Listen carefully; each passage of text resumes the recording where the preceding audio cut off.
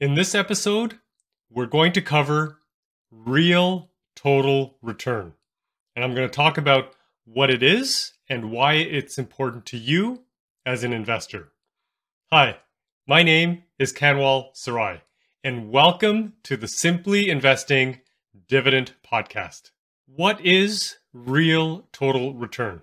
And it's quite simple. It's made up of three parts: capital appreciation, dividend income, and dividend growth. So we're going to look at all three of these in this episode. Now, without dividends, you're only relying on capital appreciation, which means you're only hoping for the stock price to keep going up. And remember this, that hope is not going to cover your living expenses, but dividends will. So all three of these pieces, capital appreciation, dividend income, and dividend growth, are important. All three put together gives us real total return. And at the end of the day, that is what we care about. As dividend investors, as long-term investors, we care about real total return. So, of course, this is a dividend podcast. You already know we are not going to skip the dividends, but I just wanted to point that out, and you can see it on the screen here. Without dividends, you're only hoping for the stock price to keep going up, and hope is not going to cover those living expenses. All right, let's get started. We're going to start with a quick definition of capital appreciation. You might already know what that is, but for those of you that are new to the channel, let's go over that quickly right now. So let's say you were to buy a stock for $20 a share and just hold on to it, and sometime in the future, you were able to sell the stock for $50 a share. So you can see that your profit, in this case, would be $30 per share. And so that is what they refer to as capital appreciation. So you bought the stock when it was $20, and then you sold it when the stock was $50. So you made a profit, right? So that is your capital appreciation. Okay, let's move on to the second piece, dividend income. And again, if you've been watching these episodes or listening to these episodes in this podcast, you already know what a dividend is. But I'm going to spend just a minute here for those of you that are new, and that is going to help us to obviously answer the question of what is a dividend income. You have to know what a dividend is. So a dividend is essentially the company sharing its profits with you, the shareholder. Because as a shareholder, technically and legally, you are part owner of the company now. And as part owner of the company, you are counting, I was going to say not only counting on the dividends, you are entitled to share in the profits of the company. And so those profits come to you in the form of, they call it dividends. So in this example, let's say the company is giving a dividend of $1 per share and you own 1,000 shares. You will receive $1,000 every year for as long as you own those shares and as long as the company continues to pay, in this example, a dividend of $1 per share. And you can take those dividends, they're deposited directly as cash into your trading account, and you can spend that money if you wish, or you can reinvest it. So I'm just going to highlight that on the screen here. In this example, the $1,000 a year in dividends is your dividend income. Now, dividends are paid annually. They might be paid semi-annually. Most of them are paid quarterly. Some companies pay every month. But nevertheless, doesn't matter what the frequency is, but that is your dividend income. You're essentially getting paid for owning shares in a company. Okay, so that's extremely powerful. Now, up on the screen here, I'm giving just three examples of current dividends. Current as of this recording. So if you're watching this much later, of course, the dividends are going to change. Hopefully, they'll be even higher. But as of this recording today, Coca-Cola is paying an annual dividend per share of $1.84. McDonald's is paying an annual dividend of $6.08. And Walmart is paying an annual dividend of $2.28. So that's just an example of three companies. Of course, there's a lot more companies that pay dividends. Now let's move on to part 3 of the equation, Remember, real total return. It's made up of three parts: capital appreciation, dividend income, and dividend growth. Okay, so we've covered the first two. Now we're going to talk about dividend growth. So what is dividend growth? Well, dividend growth happens when a company increases its dividend. Now, if you've watched previous episodes, I've talked about this before, the dividend is not tied to the stock price, right? Stock prices go up and down every day. The stock market can go up and down, and it does. The economy goes up and down. But there are companies out there, and you're going to see in a couple of minutes, I'll give you one example. There are companies out there that continue to increase their dividend. So the rate of that increase is, of course, dividend growth. Some companies grow the dividend very quickly. Some of them do it very slowly. But why is dividend growth important? Well, at the end of the day, it's putting more money in your pocket. So for example, if a company was paying a dividend of $1 per share and you bought the shares and you held on to them, and then the company increased the dividend to $2 a share, well, now you've doubled your dividend income. And you didn't have to work extra hard. You didn't have to buy more shares. You just held on to the original shares. And because the company raised the dividend, you now have more money in your pocket. You have more dividend income. So let's see what that looks like in real life. We're going to give you a real example here, and we're going to look at a company a lot of you are familiar with, McDonald's. So in this example, let's say you purchased 100 shares in McDonald's back in 2005. So back then in 2005, the company was paying an annual dividend of 67 cents per share. And remember, in this example, you bought 100 shares. So in that first year, you would get $67 in dividend income, right? We take the 100 shares that you have, multiplied by the dividend, which is 67 cents, and you can see that your annual dividend income was $67. Now, the company raised its dividend in 2006. They raised it again in 2007. In fact, they kept raising the dividend. We're going to jump to 2010. The dividend then was $2.26. So now we multiply that by the number of shares you own, which is 100. And now you can see that your dividend income went from $67 to $226. Okay. Now, again, the company raised the dividend every single year. We're going to jump to 2015. The dividend then was $3.44. Multiply that by 100 shares, and you can see the annual dividend income was $344. Now, the dividends kept going up. In 2020, they were $5.04. And today, as of this recording, the dividend that McDonald's is paying out to the shareholders is $6.08 per share. So again, if you held on to the 100 shares, today you would be making $608 in dividend income just from these shares in McDonald's. So we started in 2005 with a dividend income of $67, and now we're at an annual dividend income of $608. So you can see all that in the screen. Are you noticing a trend?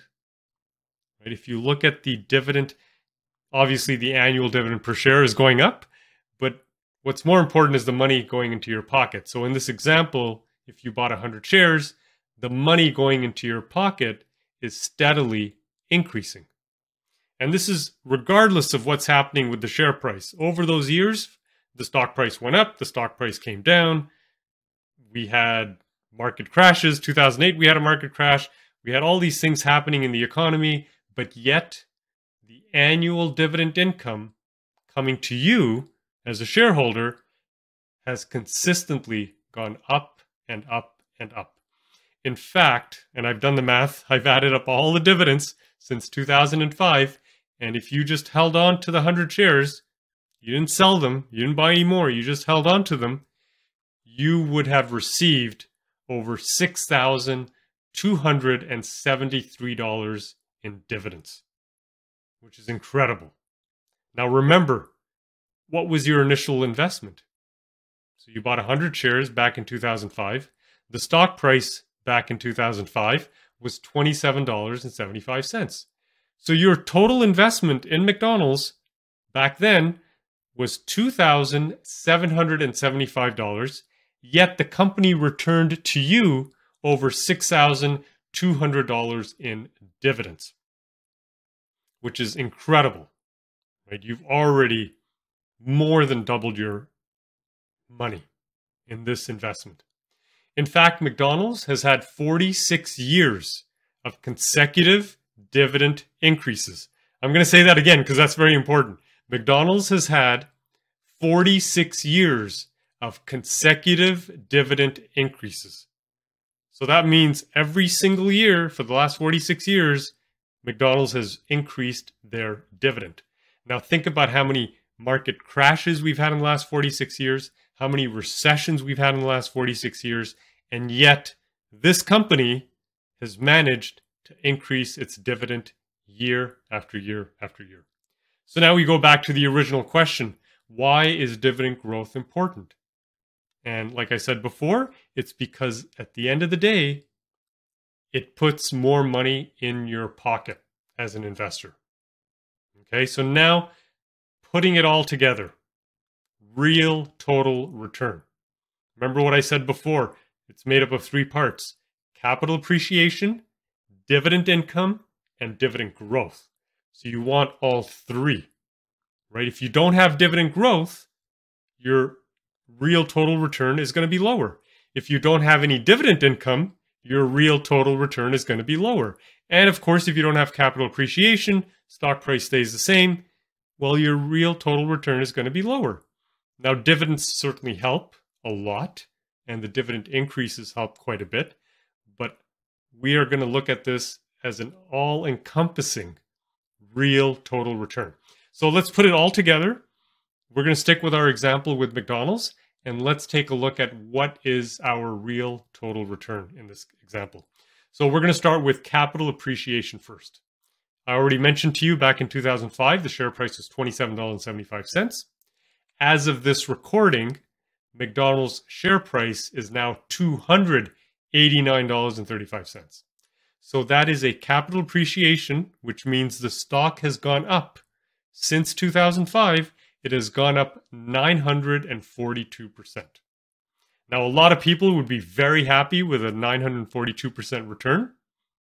That's fantastic. It's great, but we're not done yet. We are looking at what is our real total return. So now we're going to add to this equation, right, as part of the formula, we are now going to look at dividend income.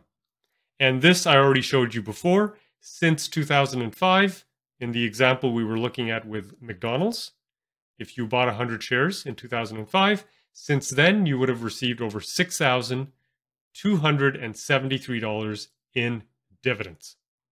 Okay, now let's take a look at the last piece here, dividend growth.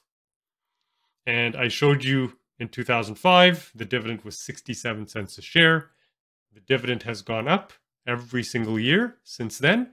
And the dividend today for McDonald's Corporation is $6.08 per share. So that is an increase since 2005. The dividend has gone up by 807%. So these are all fantastic numbers, great returns to have. Now let's add it all up and let's calculate our real total return. So your initial investment, again, we're sticking with the example of McDonald's. Back in 2005, if you bought 100 shares, your total investment at the time was $2,775. Today, with capital appreciation, plus all of the dividends that have come in, plus the dividend growth, today your investment, I'm going to start again, the initial investment was $2,775. Today would be worth over $35,200. And that is incredible. Okay, that represents an increase of 1,169%. So I'm going to say this again. Without dividends, you would be missing a huge chunk, right? Of course, the stock price came up. That's great. And we're lucky it did. But who knows what's going to happen tomorrow? Maybe the stock price will go down. Maybe it'll go down next week or next month. But the dividend income that has come in, right, you've already more than tripled your investment just from the dividends received alone since 2005. So there you have it on the screen. You can see it. In this example with McDonald's, our real total return was 1,169%. So this is important. We always want to look at capital appreciation plus dividend income plus dividend growth. So never, well, that as a dividend investor, that's what I tell my students is we are investing in dividend stocks. Because without the dividend, you're only hoping for the stock price to go up, and hope is not going to cover your living expenses. Dividends can do that. Now, does this mean that you should go out and buy any stock today that pays a dividend? And the answer is no. There's a couple of more things we need to look at. Our approach to investing, my approach to investing, is to invest safely and reliably. Regardless of what happens in the stock market, we want to make sure that we are always investing in quality dividend stocks when they're priced low. So not just any dividend stock, it has to be a quality stock. And not just at any price, it has to be priced low, right? We say it's undervalued when it's priced low. It doesn't mean it's a bad stock. It just means for lots of reasons in the stock market, there's always reasons for stock prices to go up and down. But for some reason or another, the stock price has now historically come down. And when the stock price is low, the dividend yield goes up and you could make more in dividends because you're going to be able to buy more shares when the stock price is low. And the dividend, remember, is paid based on the number of shares you own. So if you own 200 shares, you're going to make more money versus if you only owned 100 shares. So that's why we consider price and quality at the same time. So we want to look at quality stocks. So how do you know when you're looking at a stock if it's a quality stock, and how do you know when it's undervalued? So for that, I've created what I call the 12 rules of simply investing. Now, you can see them up on the screen. For those of you listening on the audio version, I'm going to read them out for you just in a minute here. This is your checklist. Never invest in a company if it fails any of the 12 rules. We always want to invest in a company when it passes all of the 12 rules. Not just passing 9 out of the 12 or 8 out of the 12. It's got to pass all 12 rules. The rules are designed to keep you out of trouble. They're designed to minimize your risk and maximize your gains. So for those of you that are interested, we cover these 12 rules in detail in the Simply Investing course with real life examples. Okay. Now, I'll just go through the rules first. So rule number 1, do you understand how the company is making money? If you don't, skip it. Move on to something else. Rule number 2, 20 years from now, will people still need its product and services? If not, skip it. Move on to something else.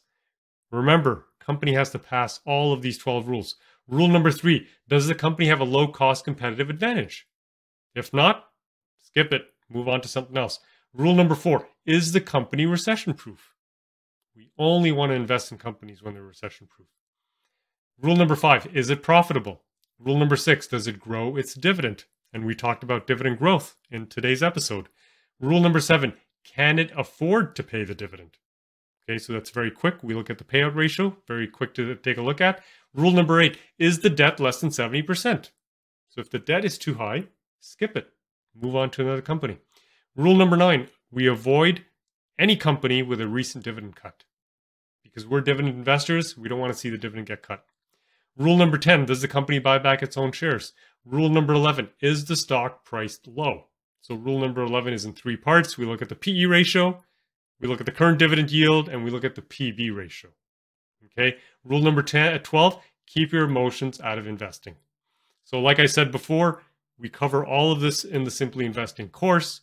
I give you real life examples. You can take these 12 rules and apply it to any stock anywhere in the world. And the course itself is made up of 10 modules. It's a video. I've created all the video lessons. You can go at your own pace. We start with the investing basics. We cover the 12 rules. Then I show you how to apply the 12 rules using a Google Sheet that I'm going to give you. So you just fill it in. Again, you can do that for any stock anywhere in the world and find out if the stock passes all the 12 rules or if it fails some of the rules or all of the rules. And the Google Sheet will tell you if the stock is priced low or priced high. So if it's priced high, you avoid it. That's a company you would avoid for now. We also get into discussing the Simply Investing platform. I take you step by step in the next video to show you how to place your first stock order. So especially if you're new, I'm going to show you how to do that step by step. I'm going to show you how to build and track your portfolio. Then we're going to look at when to sell. So just as important as when to buy, it's important to know when to sell. Then we talk about fees and risk, especially for those of you that have mutual funds, index funds, ETFs. We're going to talk about the fees. I'm going to provide you with your action plan to get started. And in the last module, I answer your most frequently asked questions. So that's all in the course. If you don't have time to take the course and you want to go a lot faster, I spent 2 years building the Simply Investing platform.